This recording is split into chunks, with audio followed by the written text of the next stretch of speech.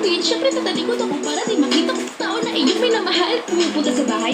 May dalang joke sa kanyang harana ako nakikinig. Inirapan ko man siya sinarahan ng pintuan. Pero ang katotohanan na kanyang napagtapos sa harap ng mga tao ay biglang gagawa ng eksena. Luluhot ko sa eskwela. May